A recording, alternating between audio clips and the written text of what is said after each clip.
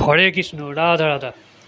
আজ আমি শ্রীমদ্ ভগবদ্গীতার ষষ্ঠ অধ্যায় অভ্যাস যুগের ষষ্ঠ, সপ্তম এবং অষ্টম তিনটি শ্লোক আপনাদের পড়ে শোনাচ্ছি। তার আগে সবাই মিলে বলুন রাধা রাধা, জয় শ্রীকৃষ্ণ। আমার এই গীতা কথা চ্যানেলটি অতি অবশ্যই যেন লাইক, শেয়ার এবং সাবস্ক্রাইব করতে ভুলবেন না। সাবস্ক্রাইব করলে কী হবে, আমি যে প্রতিদিন আপনাদের গীতা শ্লোকগুলি পাঠ করে শোনাচ্ছি, প্রত্যেকটা অধ্যায়ের প্রত্যেকটা শ্লোকগুলো, সেগুলো আপনারা শুনতে পাবেন। তার আগে আমি পঞ্চম অধ্যায় শেষ করেছি, এগুলো আপনারা পুরোটাই শুনতে পাবেন। নমস্কার, শুরু করছি। ষষ্ঠ শ্লোক। শ্রী শ্রী প্রভুপাদের গীতার গান। যে জন জিনিল নিজ মন আত্মজিৎ, সে মন যে বন্ধু তাহা শাস্ত্রেতে কর্তৃ। অজিত যে মন সেই মন নিজ শত্রু, অপকারী হয় সদা বিরুদ্ধ বিপক্ষ। অনুবাদ: যিনি তার মনকে জয় করেছেন তার মন তার পরম বন্ধু, কিন্তু যিনি তা করতে অক্ষম তার মনই তার পরম শত্রু। তাৎপর্য: অষ্টাঙ্গ যোগ অনুসরণ করার উদ্দেশ্য হচ্ছে মনকে সংযত করা, যার ফলে পরমার্থ সাধনের পথে সে বন্ধুর মতো সাহায্য করতে পারে। মনসংযম না করে যোগাভ্যাস করলে কেবল সময়ের অপচয় হয়। তার মানে এখানে বলতে চাইছে যে মনকে সংযত করতে হবে। মন সংযম না করলে কী হচ্ছে, অষ্টাঙ্গ যোগের মূল উদ্দেশ্য হচ্ছে মনকে সংযত করা। যে যোগ আগে বললাম, অষ্টাঙ্গ যোগ বলেছি, কয়েকটা শ্লোক আগে আছে দেখুন। যার ফলে পরমার্থ সাধনের পথে সে পরমার্থ সাধন করার পক্ষে অষ্টাঙ্গ যোগের পথে কী হয়েছে, মনটাকে সংযত করতে হয়। সংযত করে সাহায্য করে। আর মন সংযম না করলে কী হবে, সময় খালি অপচয় হবে। যে মানুষ মনকে বশ করতে অক্ষম সে সর্বক্ষণ তার পরম শত্রুর সঙ্গে বাস করছে। তাহলে কী হলো, যে মানুষ মানে মনকে সংযত করতে পারে না, মনকে স্থির করতে পারে না, সে পরম শত্রুর সঙ্গে বাস করছে। তার ফলে তার জীবন ও তার উদ্দেশ্য দুই নষ্ট হয়ে যায়। জীবের স্বরূপ হচ্ছে তার প্রভুর আজ্ঞা পালন করা। মন যতক্ষণ অজিত শত্রু হয়ে থাকে ততক্ষণ তাকে কাম, ক্রোধ, লোভ, মোহ ইত্যাদি আজ্ঞা পালন করতে হয়। তাহলে মনকে সংযত করতে না পারলে কী হবে, কাম, ক্রোধ, লোভ এগুলো কিন্তু সংযত করতে সে কোনোদিনই পারবে না।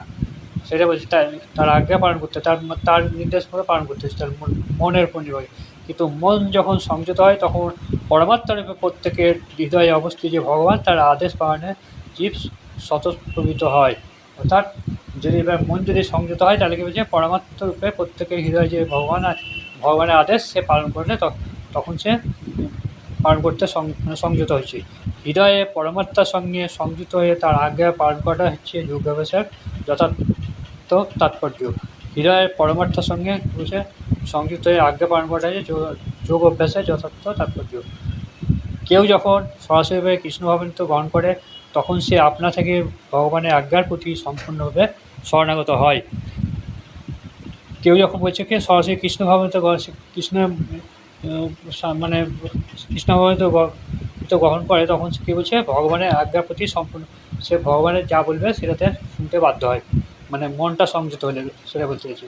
তাহলে কী হলো, 6 নম্বর শ্লোকে মন হচ্ছে মেন, মনটা আছে আসুন, মনটাকে সংযুক্ত করতে হবে। মনটা সংযুক্ত না করে সংযম না করলে কী হবে, কোনো কিছুই হবে না। তাহলে ইন্দ্রিয় দমনও হবে না। ইন্দ্রিয় দমন না করতে পারলে ভগবানের শ্রীকৃষ্ণ সেবা করা হবে না, অর্থাৎ কৃষ্ণভাবৃত লাভ করা হবে না। এটা হচ্ছে 6 নম্বর শ্লোকের মূল উদ্দেশ্য। তার আগে বলুন রাধা। 7 নম্বর শ্লোক। শ্রী শ্রী প্রভুপাদের গীতার গান। প্রশান্ত যে মন সেই সর্বদা জিত, আত্মজিৎ মন পরমাত্মা সমাহিত। গ্রীষ্ম শীত যত দুঃখ মান অপমান, জিত মন যার তার সকলেই সমান। অনুবাদ: জিতেন্দ্রীয় ও প্রশান্ত যোগরূপ ব্যক্তি ও পরমাত্মাকে উপলব্ধি করতে পেরেছেন, তিনি শীত এবং উষ্ণে, সুখে দুঃখে সমান অপমানে অবচল থাকেন। তাৎপর্য: পরমাত্মারূপে প্রত্যেক জীবের অন্তরে বিরাজমান করেন যে ভগবান, তার আদেশ পালন করাই হচ্ছে জীবের যথার্থ কর্তব্য। তার কী বলছে, পরমাত্মার জীবের অন্তরে যে বিরাজ করে ভগবান, তার আদেশ পালন করাটা হচ্ছে একমাত্র জীবের যথার্থ কর্তব্য। বহিরঙ্গা মহাশক্তির প্রভাবে মন যখন মোহিত হয় তখন জীব জড়জগতের বন্ধনে আবদ্ধ হয়ে পড়ে। তাই কোনো এক যোগ অভ্যাস করার মাধ্যমে মন যখন সংযত হয় তখন সে বুঝতে হবে যে সে তার গন্তব্যস্থলে উপনীত হয়েছে। তাহলে যোগ অভ্যাসের দ্বারা মনকে যখন সংযত করা হয় তখন বুঝতে হবে যে সে একটা নির্দিষ্ট গন্তব্যস্থলে উপনীত হয়েছে, অর্থাৎ ভগবানের সেবার দিকে সে মন দিয়েছে, সে মনটা সংযত করে। ভগবানের আদেশ সকলকে পালন করতে হয়। মন যখন পরাভূমিতে নিবিষ্ট হয় তখন ভগবানের আদেশ শিরোধার্য করে কর্তব্য কর্ম ছাড়া আর কোনো বিকল্প পন্থা থাকে না।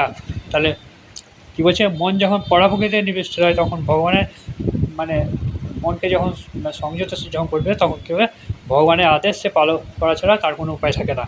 তাই বলছে মনকে অবশ্যই ঊর্ধ্বতন কারো বশ্যতা স্বীকার করে তার নির্দেশ অনুসারে অবিচলিত হতে হয়। মনকে সংযত করার ফলে মন আপনা থেকেই পরমাত্মার নির্দেশ অনুসারে পরিচালিত হতে থাকে। কৃষ্ণ ভাবনাময় ভগবত ভক্ত অবিলম্বে এই প্রকৃত স্তরে উন্নতি হন। তাই তিনি সুখ দুঃখ শীত গ্রীষ্ম ইত্যাদি দ্বৈত ভাবের দ্বারা প্রভাবিত হন না। তাহলে মনটা সংযত হলে ভগবানের সেবায় সে ভগবত ভক্ত হয়ে যাচ্ছে, ভগবানের সেবা করছে, সেবায় উন্নতি হচ্ছে। তার ফলে কি তাকে শীত গ্রীষ্ম বর্ষা কোনো কিছু তাকে তলাতে পারে না। এই অবস্থাকে বলা হয় ব্যবহারিক সমাধি বা ভগবত তন্ময়তা। এই যে একটা নির্দিষ্ট মনে যে ভগবানকে ডাকছে, এই অবস্থাকে কি বলছে, যে কোনো কিছু যখন তার দেহে পরমাত্মা রূপে যখন সে সংযত করেছে মনটাকে, তখন এই অবস্থায় কী বলছে, ব্যবহারিক সমাধি বা ভগবত তন্ময়তা। তাহলে সপ্তম অধ্যায়ে মন সম্বন্ধে সেই একই কথা উল্লেখ করা হয়েছে। হ্যাঁ, এবার বলুন রাধা রাধা, জয় শ্রীকৃষ্ণ। অষ্টম শ্লোক ও শ্রীজির প্রভুপাদের গীতার গান। নিজদীপ্ত সেই মন জ্ঞান বিজ্ঞানেতে কুটস্থ বিজেন্দ্রিয় নিজের কার্যেতে সমলত্র স্বর্ণজার যুক্ত হয় যোগী সকল অবস্থাতে যে সর্বদাই ত্যাগী। অনুবাদ: যে যোগী স্বাস্থ্যজ্ঞান তত্ত্ব অনুভূতিতে পরিতৃপ্ত, যিনি শীত উষ্ণ আদি অন্তে নির্বিকার ও জিতেন্দ্রীয় এবং যিনি মৃৎখণ্ড প্রস্তর ও সুবর্ণে সমদর্শী, তিনি যোগরূঢ় বলে কথিত হন। তাৎপর্য: জড় ইন্দ্রিয়ের দ্বারা কেউই ভগবানের নাম রূপ গুণ লীলার দিব্য প্রভৃতি উপলব্ধি করতে পারে না। জড় ইন্দ্রিয়ের দ্বারা কী করছে, ভগবানের রূপ গুণ লীলা ইত্যাদি সে উপলব্ধি করতে, সে বুঝতে পারবে না। ভগবানের সেবা করার মাধ্যমে যখন দিব্য চেতনা উন্মেষ হয় তখন ভগবানের নাম রূপ এবং চিন্ময় লীলার স্বরূপ অনুভূত হয়। তাহলে কী বলছে, ভগবানের সেবা করার যখন মাধ্যম হবে, একনিষ্ঠভাবে ভগবানকে যখন সে ডাকবে, তখন যখন তার চেতনার উন্মেষ হবে তখনই সে তার ভগবানের রূপ ও লীলা সম্বন্ধে জানতে পারবে, তার অনুভূত হবে। এই ভগবদ্গীতা কৃষ্ণ ভাবনার বিজ্ঞান। কেবল লৌকিক পাণ্ডিত্যের দ্বারা কৃষ্ণ ভাবনা লাভ করা যায় না। এই জ্ঞান লাভ করতে গেলে ভগবত তত্ত্ববেত্তা শুদ্ধ ভক্তের কৃপা লাভ করতে হয়। তাহলে বলছে এটা খালি বিজ্ঞান ধরলে হবে না। কৃষ্ণ ভাবনাময় এই ভগবদ্গীতার কৃষ্ণ ভাবনার বিজ্ঞান, কৃষ্ণ ভাবনার ভগবদ্গীতা হচ্ছে একটা বিজ্ঞান। এই বিজ্ঞানকে বলছে কেবল লৌকিক পাণ্ডিত্যের দ্বারা কৃষ্ণ ভাবনা লাভ করা যায় না। লৌকিক পাণ্ডিত্য দ্বারা কৃষ্ণ ভাবনা লাভ করা যায় না। এই জ্ঞান লাভ করতে গেলে কী বলছে, ভগবত তত্ত্ববিদ্যা শুদ্ধ ভক্তের কৃপা লাভ করতে হয়। ভগবত তত্ত্ববিদ্যা শুদ্ধ ভক্তের কৃপা লাভ করতে হয়। ভগবান শ্রীকৃষ্ণের কৃপার ফলে কৃষ্ণ ভাবনায় মহত্তা ভগবত তত্ত্ব উপলব্ধি করতে পারেন, কারণ তিনি শুদ্ধ ভক্তির দ্বারা পরিতৃপ্ত হয়ে থাকেন। তাহলে কী হচ্ছে, কৃষ্ণের কৃপার ফলে, শ্রীকৃষ্ণের কৃপার ফলে সে ভগবত তত্ত্ব লাভ করতে পারে এবং হচ্ছে শুদ্ধ ভক্তি দ্বারা পরিতৃপ্ত লাভ পারেন, পরিতৃপ্ত হয়ে থাকেন। ভগবত তত্ত্ব জ্ঞান উপলব্ধির ফলে জীব তার জীবনের যথার্থ সার্থকতা লাভ করে। অপ্রাকৃত জ্ঞানের প্রভাবে ভগবানের প্রতি বিশ্বাস দৃঢ় হয়, কিন্তু পুঁথিগত বিদ্যার ফলে সহজে মোহাচ্ছন্ন হয়ে পড়ার সম্ভাবনা থাকে। অপ্রাকৃত জ্ঞানের প্রয়োগ কী হয়েছে, ভগবানের দৃঢ় বিশ্বাস প্রতি তার বিশ্বাস দৃঢ় হয়, কিন্তু পুঁথিগত বিদ্যার ফলে পুঁথিগত বিদ্যা দিয়ে তো আর ভগবানকে ডাকা যাবে না, তাকে ভগবানকে নিজের মনে ধ্যান দিয়ে রাখতে হবে। সেটা বলছে যে তা মোহাচ্ছন্ন করার সম্ভাবনা থাকে। তা বলছে ভগবত তত্ত্ববেত্তা কৃষ্ণ ভক্ত হচ্ছেন যথার্থ আত্মসংযমী, কারণ তিনি সর্বতভাবে ভগবানের শ্রীকৃষ্ণের শরণাগত। কী বলছে, ভগবত তত্ত্ববেত্তা কৃষ্ণ ভক্ত হচ্ছে যথার্থ আত্মসংযমী, কারণ তিনি সর্বতভাবে শ্রীকৃষ্ণের শরণাগত। তিনি সর্বদাই অপ্রাকৃত স্তরে অধিষ্ঠিত, কারণ লৌকিক জ্ঞান ও কর্মের সঙ্গে তার কোনো সম্পর্ক নাই। অন্যদের কাছে লৌকিক বিদ্যা এবং মনোধর্ম প্রস্তুত জ্ঞান স্বর্ণবৎ উত্তম বলে প্রতীত হতে পারে, কিন্তু কৃষ্ণ ভক্তের কাছে তার মূল্য এক টুকরো পাথরের থেকেও বেশি নয়।